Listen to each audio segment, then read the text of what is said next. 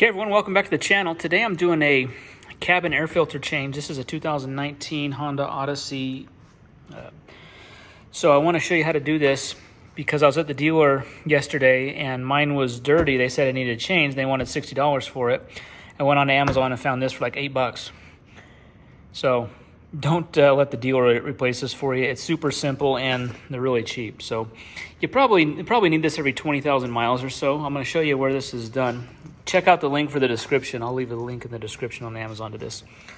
All right, so get on the passenger side here, and in the glove box, we'll just open that up. Open up your glove box.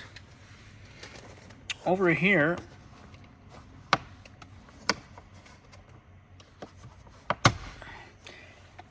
guys, there's a little arm here. Just push against it like that. This little arm just comes off the knob, so you do that. Okay, and then what you'll do is get two hands and you'll squeeze both sides of the glove box, and then this will pull down. Okay, now that we have this glove box down, see this little door right here? We're just going to remove that door, take the old filter out, replace the new one. All right, on this little door here, what you want to do, there's a tab on this side, so get your finger behind that and pull back. This doesn't go to it. And there's the same tab on this other side. So you just kind of just unclips. It is fragile, don't break it off. Okay, I have this little door off. I've heard of people breaking this off, but if you see here, here's how the tab works. So if you see, you push against it and it lifts it off the tab. So same on both sides. So just give it a, press against it and then pull it off, those two tabs there. So now that I have that off, grab my filter.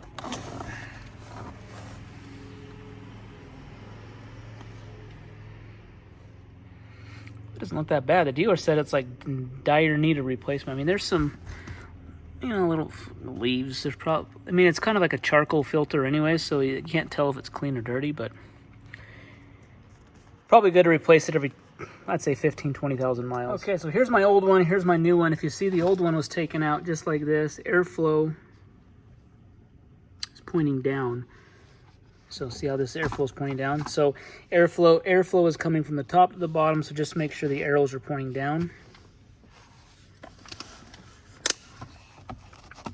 All right, make sure it's just all the way seated in.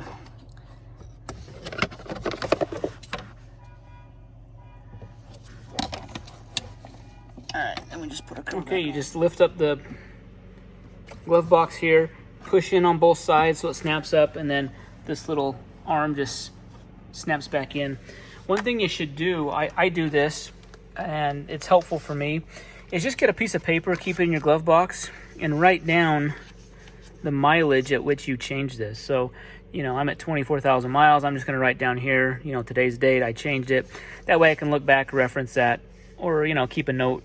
Write it in your notes on your phone or something, just so you have record of when you've changed it, and then just try changing it on a regular interval. So anyways, hopefully that's helpful.